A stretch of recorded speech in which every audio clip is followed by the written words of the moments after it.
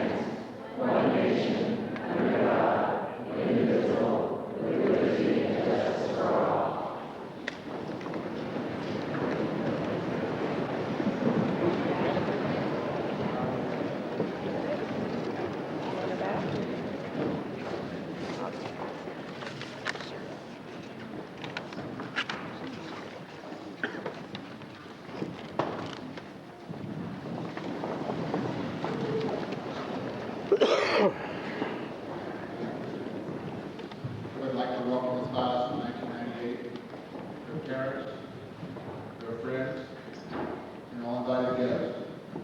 I would also like to introduce the Apple Valley School Board members. Would you please stand, please? Mr. Van Kirk, nice to have you here. Assistant Principal Joe Lewis.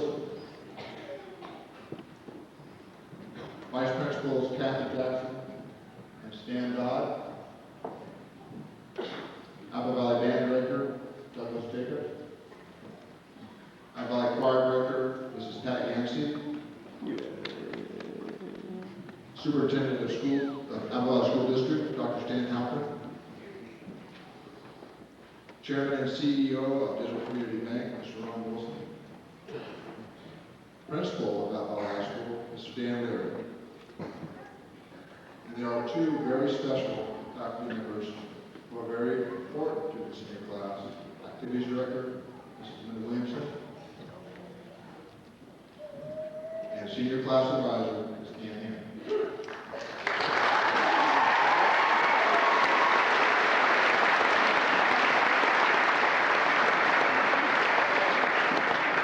Baccalaureate is a solemn ceremony. It is a time to reflect on the past and a time to look at the bright promise of the future. I think the senior class model of 1998 might say it best. There is a time in childhood when the doors open and let the future in. This is our time. At this time, I'd like to introduce Senior Class Senator Rebecca Morrison for inspirational thoughts.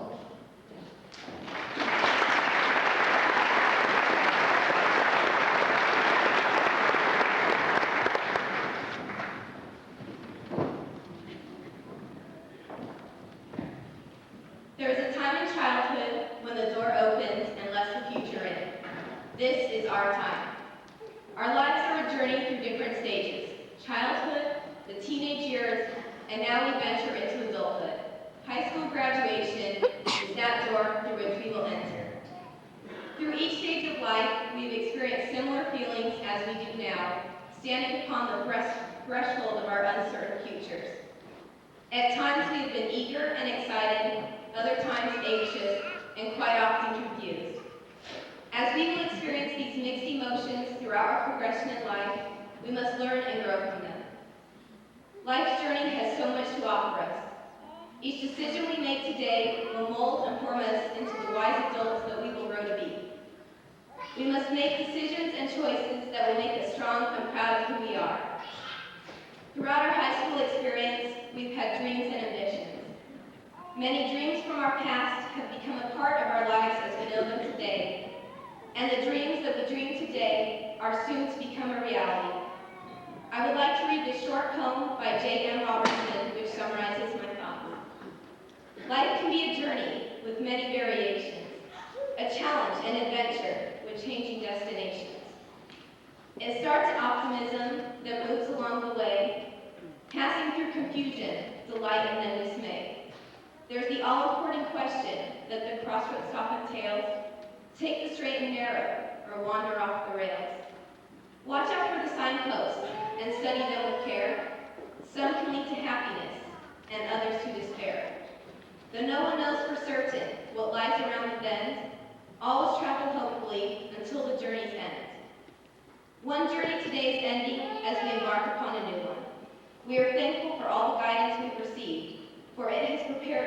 for this time when our lives now rest in our own hands. May we apply what we have learned from the past towards a prosperous and successful future. No matter where the road of life may take us, remember that we are on a journey to make our dreams become a reality. Class of 1998, this is our time. We thank you, Mrs. Hampton, Senior Class Advisor.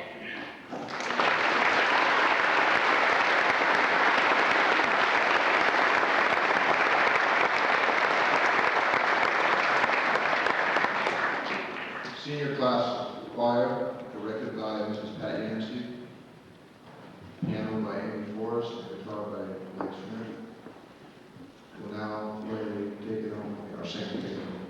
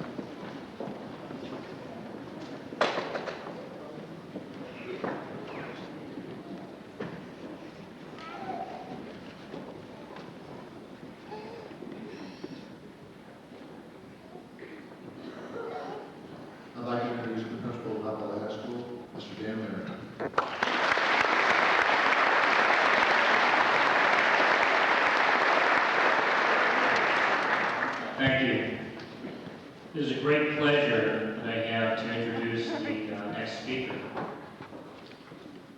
Traditionally, at our Apple Valley High School Baccalaureate, we have a speaker who represents the thoughts of the class and represents the reflection that the class undertakes this week. Fortunately, these students will be with us for the next 4 days, and next Thursday night we get to hear our choir perform again, our band perform. We get to hear these outstanding students. But tonight we have a rare treat in listening to Mr. Ron Wilson. Mr. Wilson was chosen by the class because he's been a real friend of education in this valley, just as he's been a real friend to just about every nonprofit organization in this valley. Mr. Wilson currently serves with the United Way, with the Rotary, with Chambers, and is a local school board member. Mr. Wilson was born in Kentucky. Those of you who have seen him on TV, on his local TV show that he hosts, know that he's very proud of that. Although he moved away from Kentucky, as I find out now, that he finally gave me his biography. And I find that he moved away from Kentucky when he was an infant and moved to Arizona.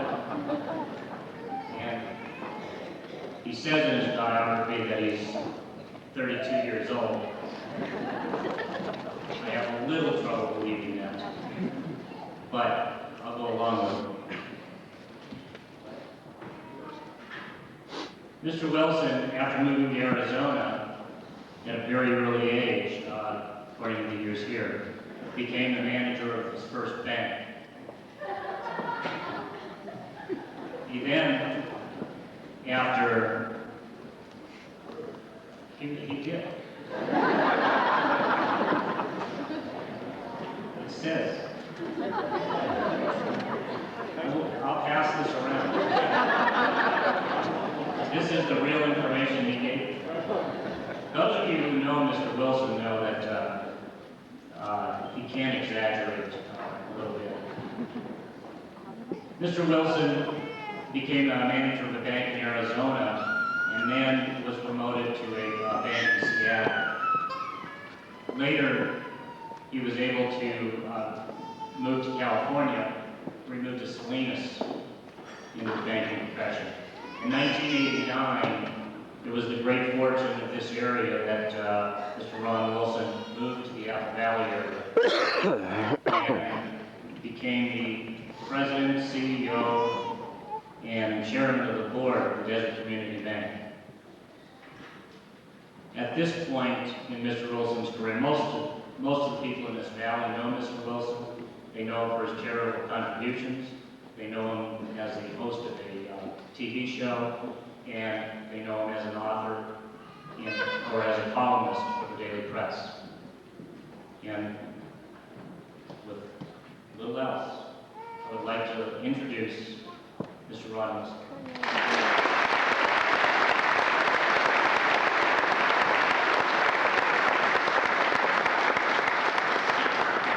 Just because it's in print doesn't mean that's what I did. He snuck off to his office before this gathering and did something else on his computer. I don't know what he did, but he sure made it up as he went.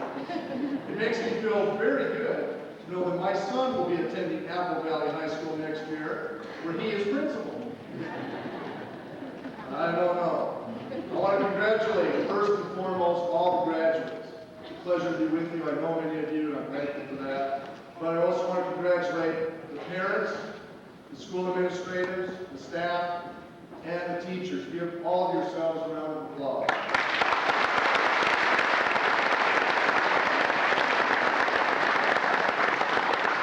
I am humbled and honored to be here because certainly the students could have selected anyone, and believe me, I don't take that for granted for a moment.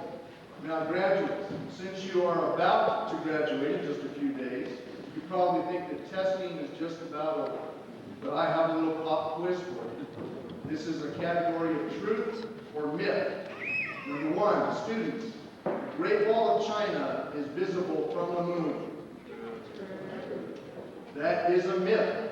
The truth is that no man-made object is visible from the moon. In fact, to see the Great Wall of China from the moon would be like seeing a popsicle stick at 240 miles.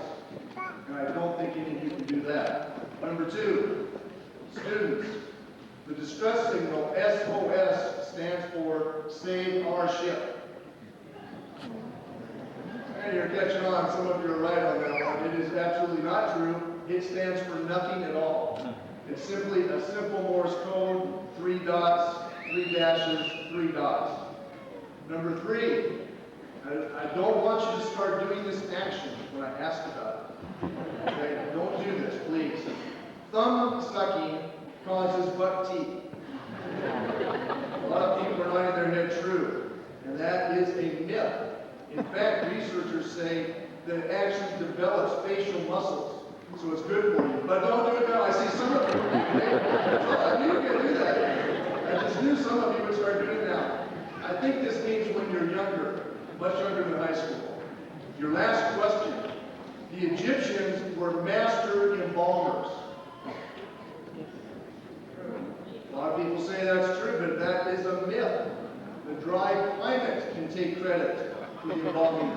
In fact, when they improved, when they advanced their techniques, the bodies deteriorated faster, more quickly. So it was not true.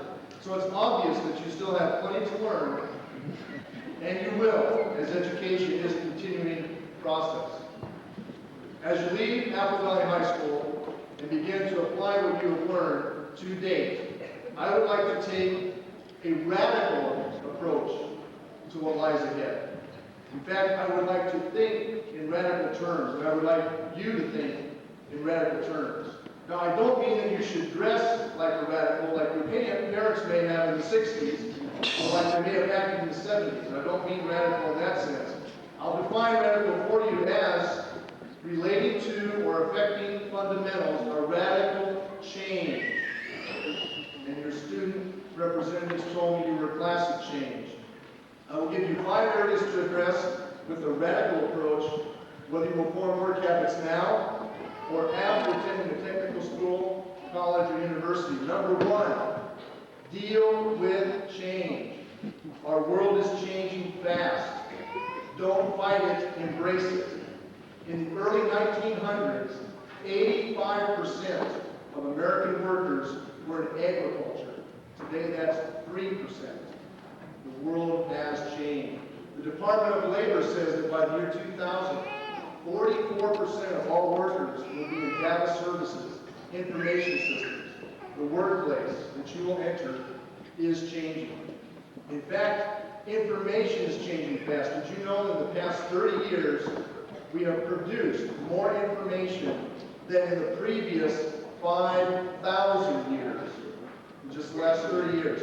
A weekday edition, a weekday, not a month, not a week, a weekday edition of the New York Times has more information than was available in 17th century England in just one weekday edition.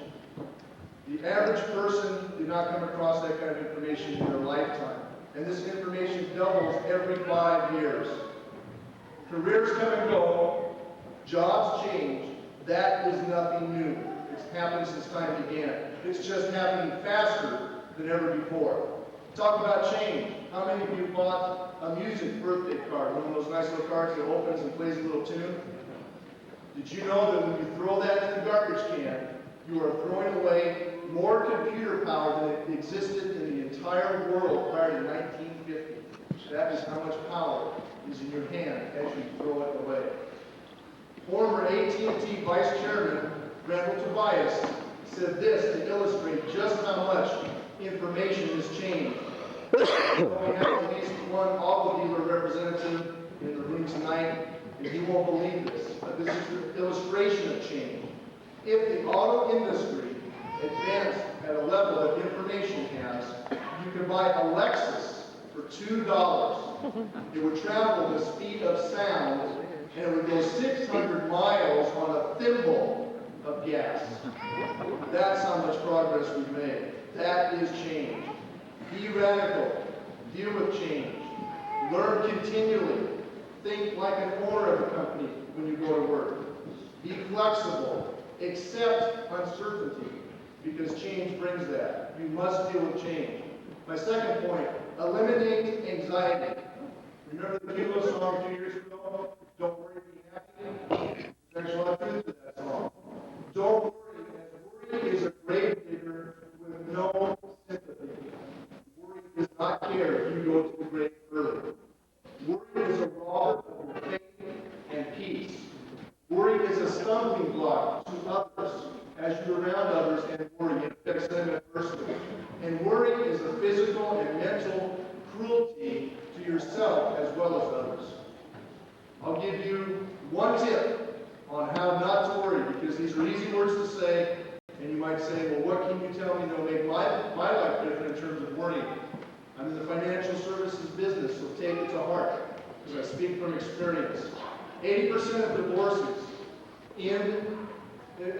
divorces are a result of financial struggles. That's a fact. Problems exist financially in many households today that you can avoid. You can be radical. You can be a generation of change.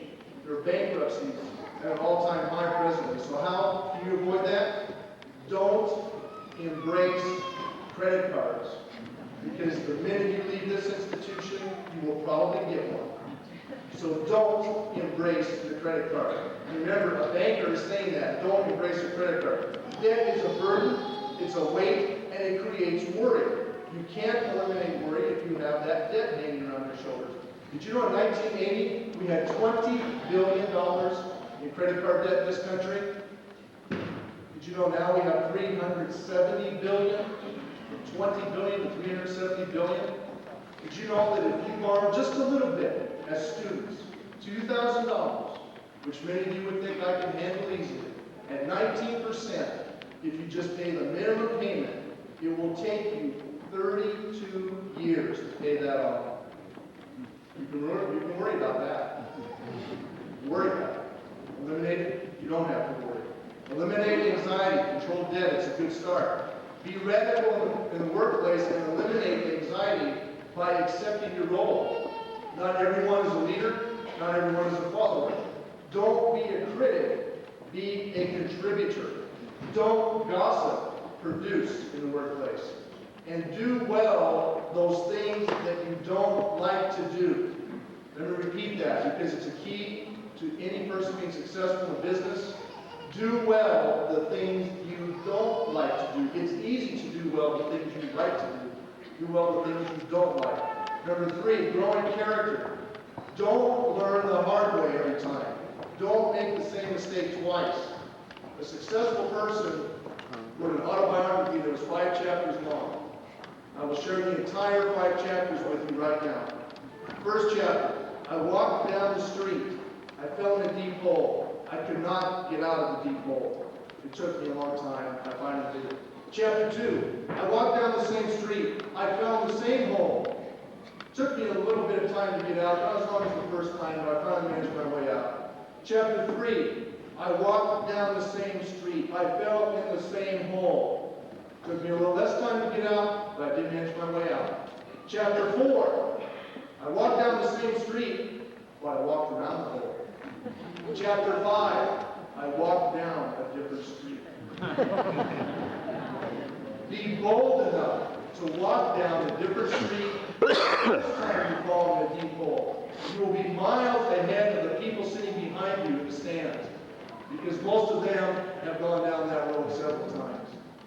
Be smarter than the previous generation and don't walk down that road. Learn from your mistakes. Don't follow the crowd. Define success as an attribute of character, not monetarily. Success is not defined in monetary terms whatsoever. Be patient. You learn the good jobs over time. Be patient. Education does not result in immediate reward in the workplace. Experience in the workplace is still a valued commodity. The right mental attitude will enhance the value of that commodity. Number 4, be radical, live a legacy. I did not say leave a legacy. There's There's a bumper sticker that you've all seen that says, "The one with the most toys when he dies wins," as though that's his legacy. But I saw a bumper sticker that's a pretty good answer to that. "The one with the most toys when he dies is dead anyway." Leave a legacy? No. Live a legacy. People on their deathbed do not worry about how much more time they could have spent in school. They do not worry about how much more time they could have spent at work. On their deathbed, that's not what they're thinking about. If only I spent more time at work, you would not be thinking about it all. Allow your character to grow through adversity. Live a legacy with no regrets. Many of you may not know the name Jim Belmont. How many of you in high school know that name? He was a coach at North Carolina State. He was obsessed with winning, so much so that his team said, "Coach, you just make this a miserable experience for us. We win these games at the high school level when he coached, at the junior college level, and finally at North Carolina State." He said, "That's all you do. You breathe it on the weekends. You breathe it on the weekdays. You drive us crazy with winning." And he said, "The only thing that matters is the score. Nothing else matters. If we don't win, we're losers. And I don't want to be a loser." He was so obsessed that he was not a father to his children. By his own admission, he was not living a legacy. He was leaving a legacy of being an absentee father. For instance, his wife one day said, "Children, your father is in the living room." And they yelled out, "What channel is he on?" He was literally in the living room and they didn't even realize it. On Father's Day, he was crushed because they did not remember Father's Day. Why? He had never been home on Father's Day for several years. And he asked his 15-year-old daughter, "What are you doing for me on Father's Day?" The response was, "Dad, we've lived your life through your basketball success. What are you doing for us on Father's Day?" Think about that. He died of cancer. He never did live a legacy. What you do now will establish your legacy for generations to come. People that you will not see, people that you will not know, will still know of your legacy. Be radical. Have integrity in all that you do. That will be a living legacy that will build character. And finally, number 5, be radical, seek wisdom. Socrates was once asked by one of his pupils what he must do to obtain wisdom. What he must do. Socrates grabbed the young man and literally started to drown him. Literally started to drown him. He almost did drown. When the student came up, gasping for air, he said, "What in the world are you doing to me? You trying to kill me?" Socrates said, "As you were under the water, as you were about to die, what were you thinking?" He said, "Well, I was thinking that I was going to die, and I just wanted air. I just cared about breathing." He said, "When you want wisdom as bad as you wanted air, that's when you will find wisdom." 2 clever men in a small town controlled and ruled the town. Tremendous financial success. They were very clever, and they thought they were very wise. So they went to the old man in town with a scheme, because he could not be beat. They wanted to take advantage of him. They wanted to burn him. So they said, "Listen, when we go to the door of this old man's house, we will have a bird in our hand. And we will ask him, what do we have in our hand? And he will say it's a bird." He's that wise. But then we'll ask him, is the bird alive or is the bird dead? And that's what we'll get him. Because if he says the bird is dead, we will open our hands and the bird will fly away. If he says the bird is alive, we'll smash it. We'll break its neck right in our hands and present him a dead bird. So the old wise man will be wrong either way. They went to the old man's door. Sure enough, when they asked the question, what do we have in our hand? The old man did say, "Son, I believe you have a bird in your hand." Then they asked the trick question, is the bird alive or dead? And the old man said, "Frankly, my son, the destiny of that bird is in your hands." No matter what has happened in the past, good, bad, or indifferent, your destiny is in your hands. Be radical. It's okay. Be different. Dare to take a stand. Allow me to summarize. deal with change, eliminate anxiety, grow in character, live a legacy, and seek wisdom. This is a glorious time in your life, a very happy time in your life. Young ladies and young gentlemen, do not look back to the past with anything but fond memories. That's the only thing to look back to. And as far as the future goes, don't worry about it. Don't create anxiety for yourself. Appreciate this moment in life and every moment hereafter. God bless you and thank you for allowing me to participate.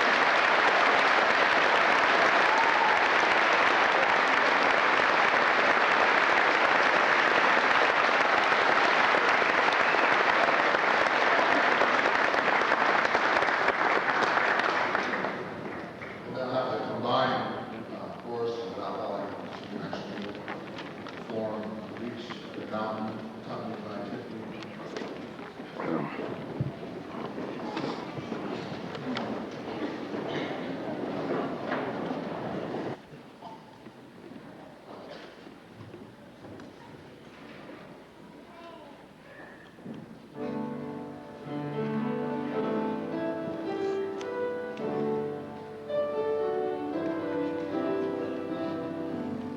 The walk down life's road makes me weary.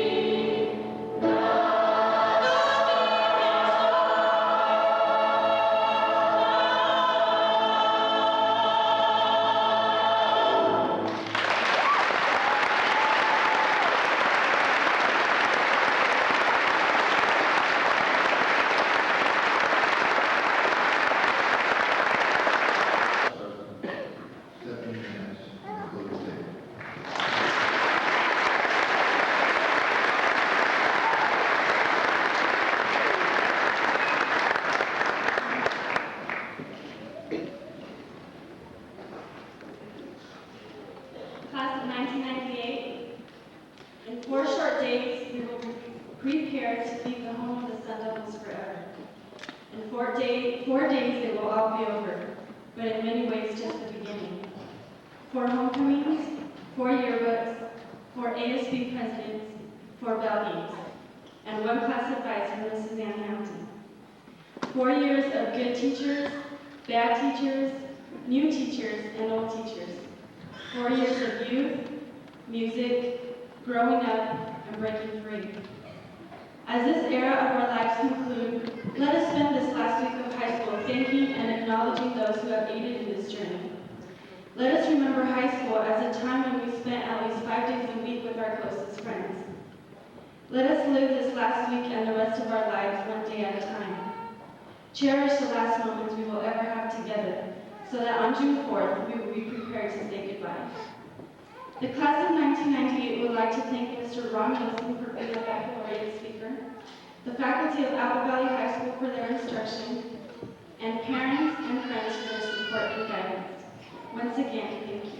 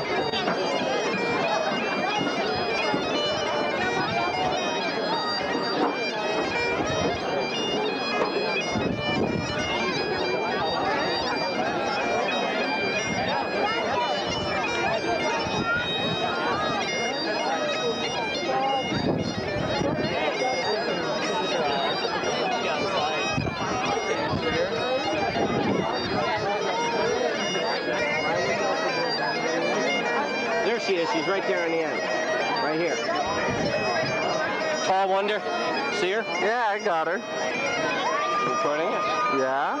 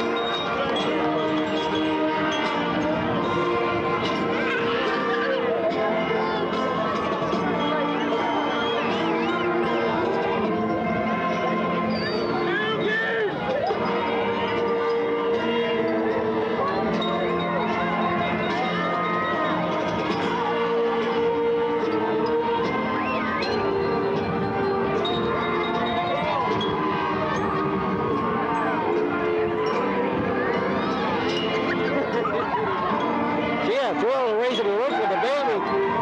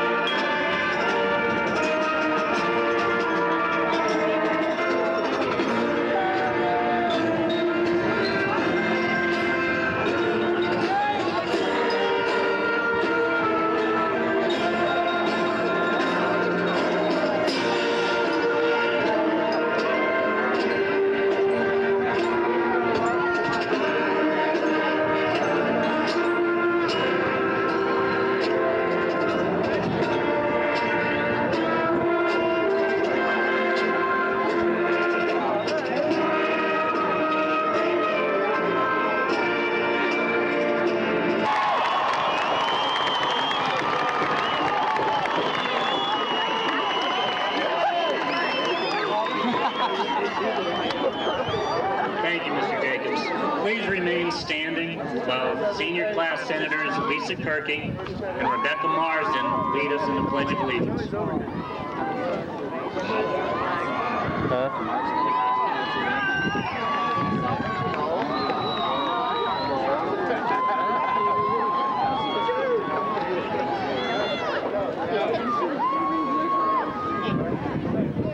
Please face the flag at the south side of the stadium.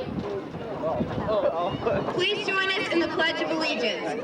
Ready, begin. I pledge allegiance to the flag of the United States of America and to the republic for which it stands, one nation, under God, indivisible, with liberty and justice for all.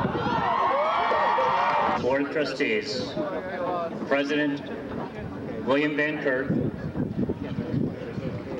Clerk, our Assistant Principal of Student Services, Mr. Dan Hook, Assistant Principal of Curriculum Instruction, Mr. Joe Lewis, Apple Valley Unified School District Superintendent, Dr. Stan Halpern, Deputy Superintendent of Curriculum Instruction, Dr. Nancy Moore, Assistant Superintendent for Educational Services, but more importantly, the former principal of this high school, Dr. Virgil Barnes,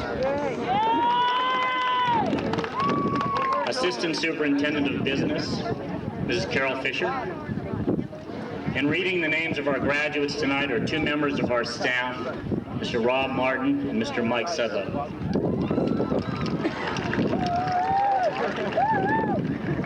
Seated in front of the podium and with the students are the honored faculty and administration of Apple Valley High School. Joining them on the field are the faculty emeritus, made up of the principals of Apple Valley Schools and district administration. My name is Dan Leary. I'm the principal of Apple Valley High School. Please join me now in honoring these faculty members. Quality that has gotten them to where they are right now. Collectively, these graduates, the graduating class of 1998, have demonstrated the ability to succeed academically and socially. They have demonstrated the flexibility to find success wherever it is hiding, and it is.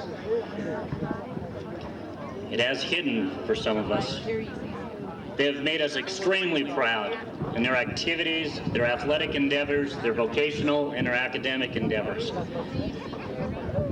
This has been a class that had some ups and downs, but mostly ups, and they have created an environment on this campus that we are all extremely proud of. To the class of 1998, I'd like to say we're all very proud of you. We're very proud of your efforts and your successes. You have every reason to be proud of yourselves. Please give yourselves a big round of applause before we start.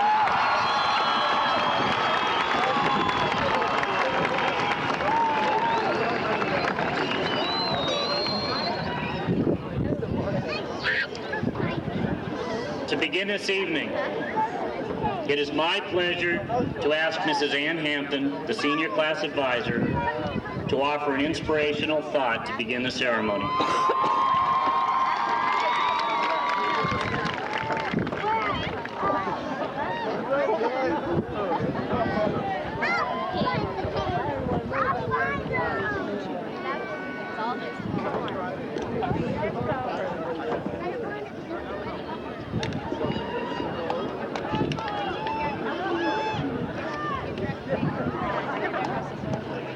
Class of 1998, it has been my privilege to work with you for the past 4 years. Since entering the school as eager freshmen, you have grown, not just physically, but mentally and emotionally. And I'm glad I've had the opportunity to be a part of this process. Not simply because you learned so much, but also because I learned right along with you. So what did we learn? You learned to overcome obstacles. Finding one's way around a huge campus challenges any freshman. But when you arrived, your job was complicated by the upheaval in the very center of our campus. Remember when you had to find ways to circumvent all that construction? to seek alternate ways to get where you needed to be. You were learning. Remember PSATs in the cafeteria, sports tryouts, those tense moments right before a performance, a presentation, or a competition, registration nightmares, hard classes like chemistry and anatomy. Even the weather was a challenge during your 4 years here. But you met those challenges, you overcame all that adversity, you did what you had to do to get educated. You learned. John Ruskin, a British writer, once said, "The entire object of true education is to make people not merely do the right things, but enjoy the right things." Casual observation would indicate that you are a typical graduating class, the usual sea of white and orange filling this green field. But I know how unique this class is. What I have observed is a class that learned to find its way through the challenges and get the job done. But you have also distinguished yourself as a class that can balance that hard work with a true celebration of life. As you fought your way around that fenced quad, you laughed, you had some fun. When you took those partially dissected cats home to continue your work, you chuckled when people came upon them unaware. I have seen you dance together until midnight at several homecomings and at least one prom. I know. I was there. Your class has a wonderful ability to find fun even in the midst of adversity. What I have learned from you is that we all need to take time to enjoy life. Of course, you've met much more serious challenges than I've mentioned here, both individually and as a group. And it is appropriate that it culminates in this ceremony tonight, a celebration of your conquests and your growth. It also marks the beginning of your separate paths. As each of you leaves tonight, my hope is that you, as individuals, will take with you a piece of what I have observed in and learned from your class, a capacity for joy to balance your diligence. And there's one more thing. Some of you know I can't pass up an opportunity like this. 5,000 people, a microphone. I've learned from you. I'm going to do something I enjoy. I'm going to quote that American philosopher, Henry David Thoreau. A few of you will remember this short passage. It goes like this. Rather than love, money, or fame, give me truth. Truth. It's so simple. As you go your separate ways to work and to play, remember that truth is your means to success. Fame probably feels good for about a year until you grow weary from lack of privacy. Money can offer freedom. Well, there is no enduring love without truth. Your senior motto states, "There is a time in childhood when the door opens to let the future in."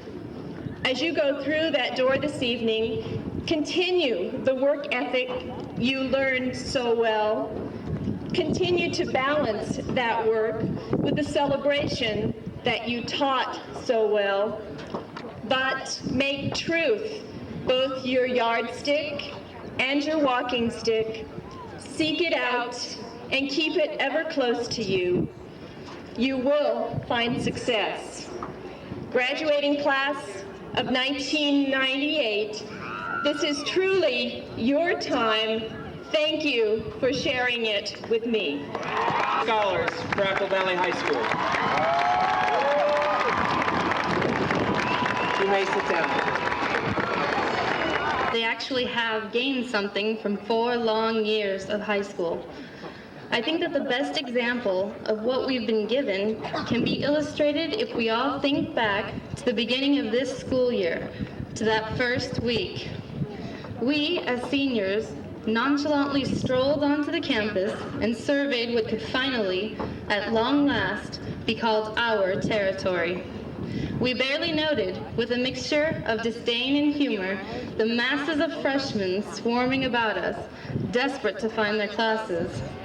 During passing periods, we, the cool and collected seniors, casually strolled to our next class, stopping to talk with our friends.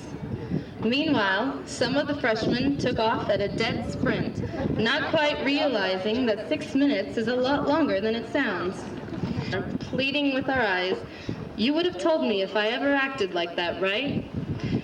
And of course, they assure us that they would never have been seen with us in public if we were acting in such a primitive manner. What we don't realize is that yes, we did act like that, and the people allaying our preoccupations are probably the very same people who were running around with us. This acquired maturity is something that we've developed as a result of our high school experiences, and it is not entirely noticeable until juxtaposed with what we once were. These last 4 years has also taught us how to cope. I don't think that our parents realize exactly how melodramatic high school really is. I mean, every day we are confronted with a conglomeration of deceit, pressure, violence, remorse, apathy, etc., etc. Who needs Beverly Hills 90210? On top of this, most of us had to deal with some form of meaningful relationship.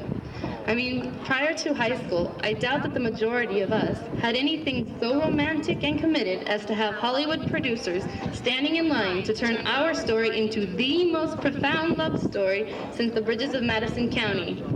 And amongst this plethora of problems, we were supposed to make the right decisions all the time.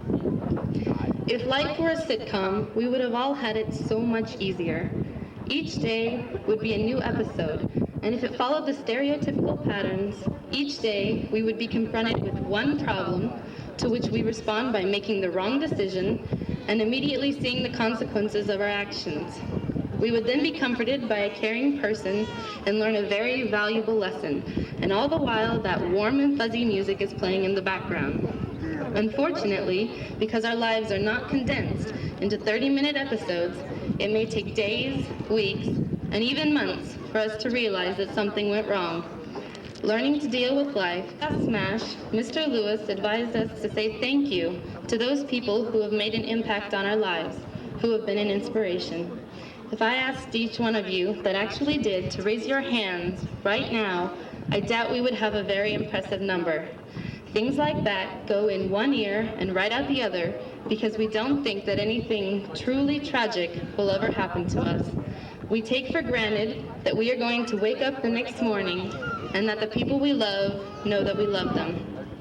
Until just recently, it wouldn't have occurred to me to honor Mr. Lewis's advice. A few weeks ago, a very special friend of mine fell ill. She was vomiting constantly and had a terrible headache, and on a whim, her mother took her to the hospital. The doctors wrote it off as mono, but no matter what drug they administered, her headache persisted. When the seizures started, the doctors began running tests. What they discovered was that she didn't have mono, she had a brain tumor. They performed emergency surgery and succeeded in removing it. She was the last person on earth who deserved to be put through such an ordeal, and she was also the last person on earth who one would have expected it to happen to. She's young, athletic, and is probably the nicest, most caring individual I've ever met. The truly amazing thing is that she never wallowed in self-pity, she just accepted it and has become a stronger person because of it. I'd like to quote my friend, David Downs, because I think that what he wrote sums up the point that I'm trying to make.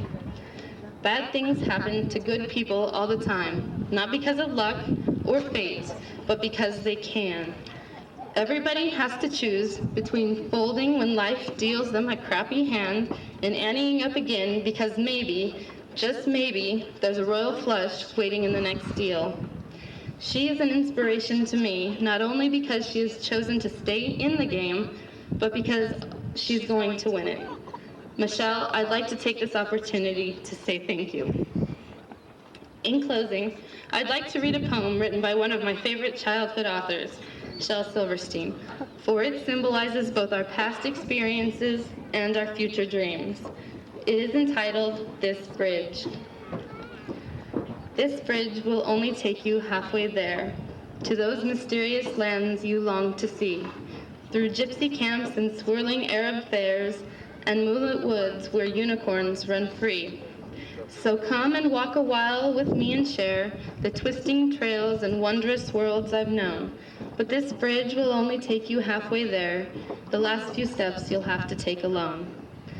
Until now, we have traveled on the same bridge, and we all know that we wouldn't have made it without the support of someone, whether it was friends, family, or teachers.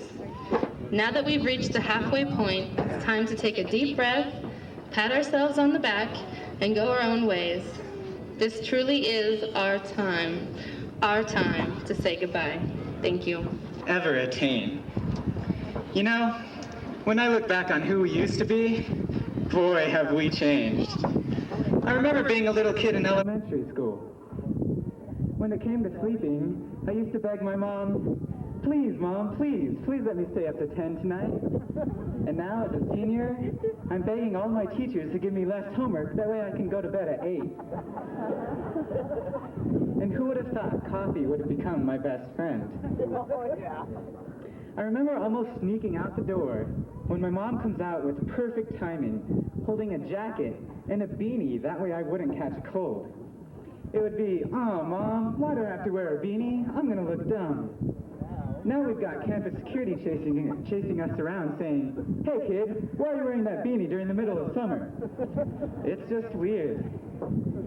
So you see, things have really changed. But do you know what really hasn't changed a bit? The world around us. Just a couple weeks ago, a boy walked into his cafeteria at school, and instead of pulling out his lunch, he decided to pull out a gun and shoot everyone. Somebody even died, and this was junior high. A boy did this, and you would have thought that adults would have gotten enough time to learn better. But just east of us, countries are threatening to wipe out every little son and daughter and mom and dad off the face of the earth using nuclear weapons. Believe it or not, you can actually make a difference in this world. And I know, you've heard that line a million times. But it's true, and I've got proof. So here's a little story from Hellas Bridges in this book, Chicken Soup for the Soul. It's entitled, "Who You Are Makes a Difference."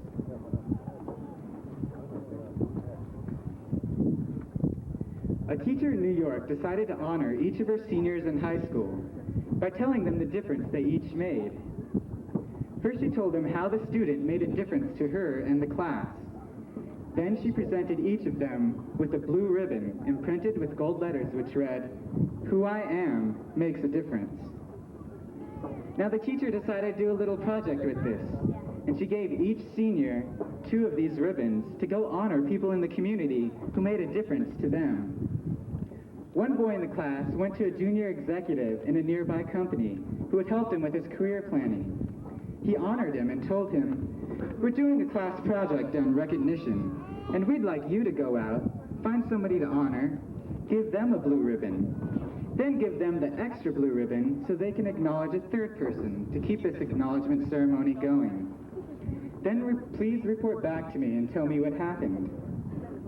So then the junior executive decided he would go talk to his boss that day. And his boss, by the way, was someone who was noted as being grouchy and mean. Someone not like Mr. Leary. So he sat his boss down and told him that he deeply admired him for being a creative genius. His boss was surprised and he was happy. The junior executive then took a blue ribbon and put it on his boss's jacket above his heart, and he told him, "Would you do me a favor? Would you take this extra ribbon and pass it on by honoring somebody else? The young boy who first gave me the ribbons is doing a project in school, and we want to keep this recognition ceremony going and find out how it affects people." So that night, the boss went home to his 14-year-old son. He said, "The most incredible thing happened to me today. I was in my office, and one of the junior executives came in and told me he admired me and gave me a blue ribbon for being a creative genius. Imagine, he thinks I'm a creative genius." Then he put this blue ribbon that says, "Who I am makes a difference," on my jacket above my heart. He gave me an extra ribbon and asked me to find somebody else to honor. As I was driving home tonight, I started thinking about whom I would honor with this ribbon, and I thought about you. I want to honor you. My days are really hectic, and when I come home, I don't pay a lot of attention to you. Sometimes I scream at you for not getting good enough grades in school, and for your bedroom being a mess. But somehow tonight, I just wanted to sit here and, well, just let you know that you do make a difference to me. Besides your mother, you are the most important person in my life. You're a great kid, and I love you. The startled boy started to sob, and he couldn't stop crying. His whole body shook. He looked up at his father and said through his tears, "I was planning on committing suicide tomorrow, Dad, because I didn't think you loved me. Now I don't need to." Why don't we all give our parents a hand for bringing us up?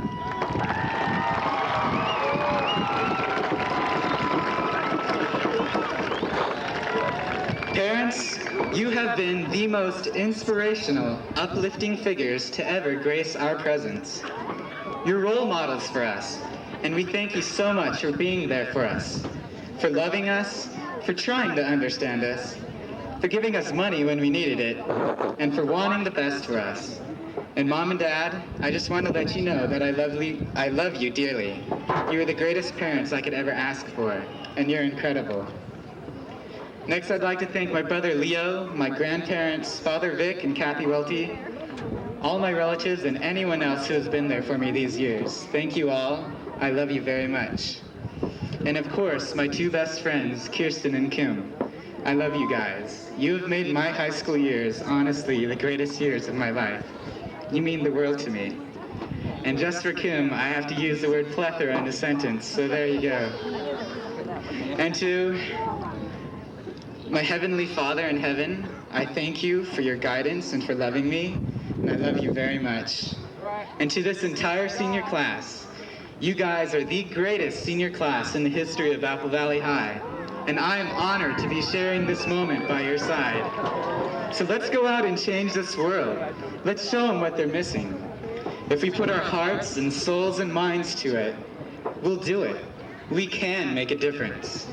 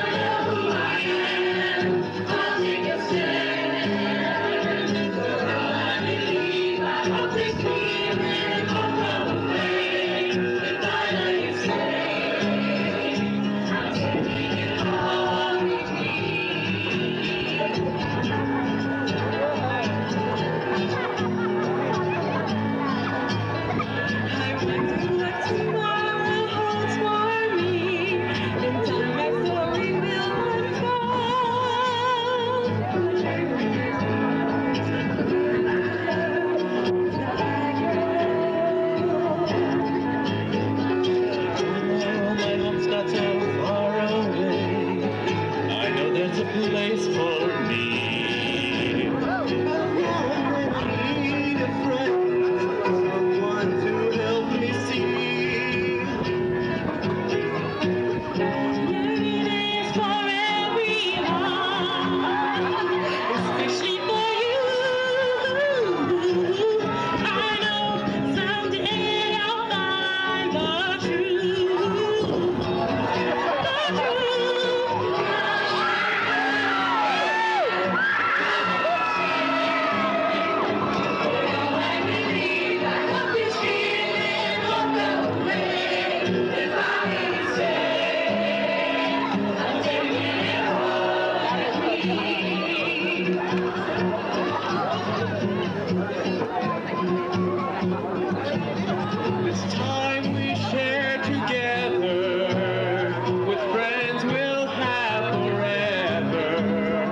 Somehow in my heart I feel I'm whole.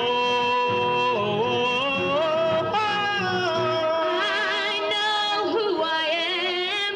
I'll take a stand for all I believe. I hope this feeling won't go away. If I let it stay, I'm taking it home.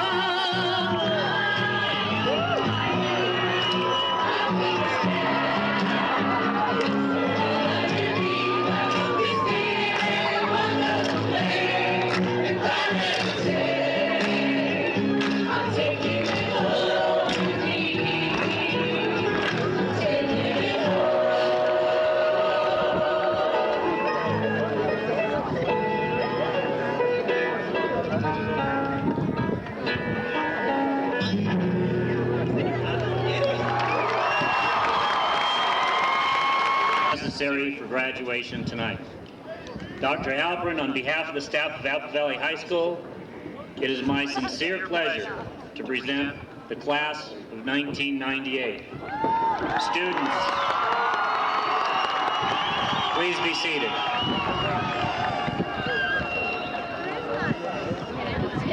Evan J. Crabtree.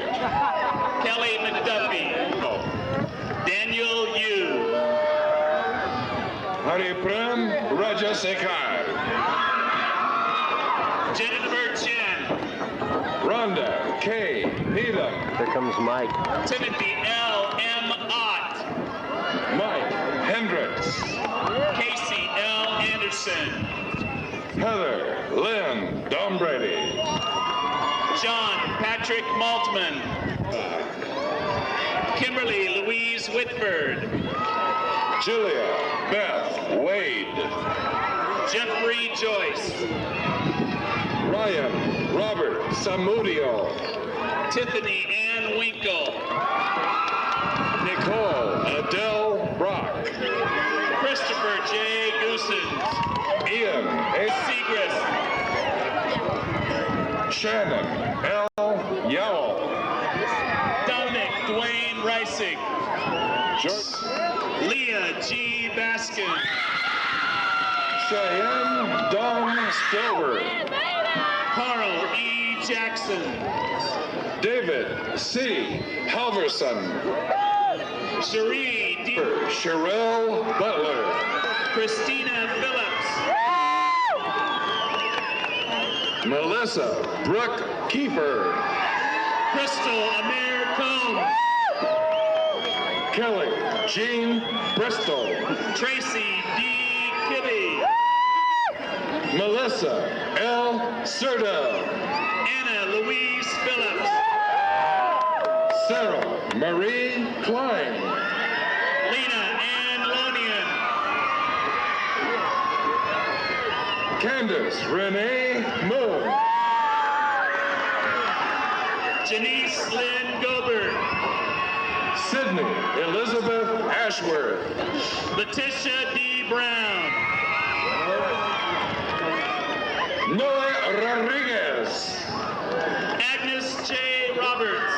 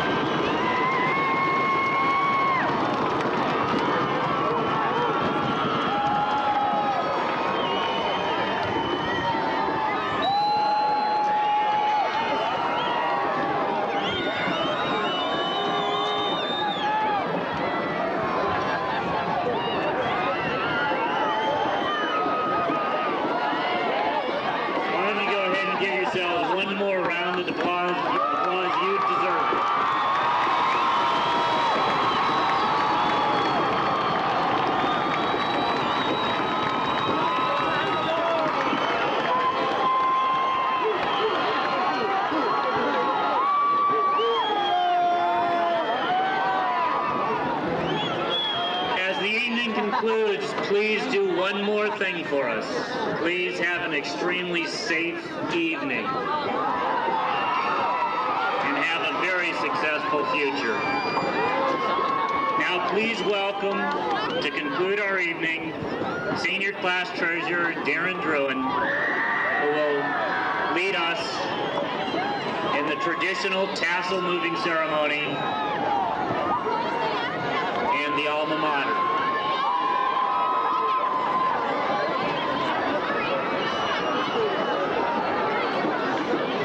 Would the members of the senior class choir who are singing the alma mater please come forward also, please? Would you please wait until we conclude this evening?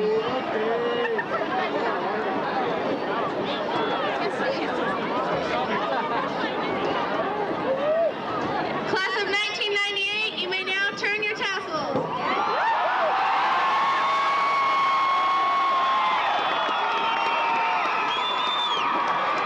Could the senior choir members please come up? Oh, God.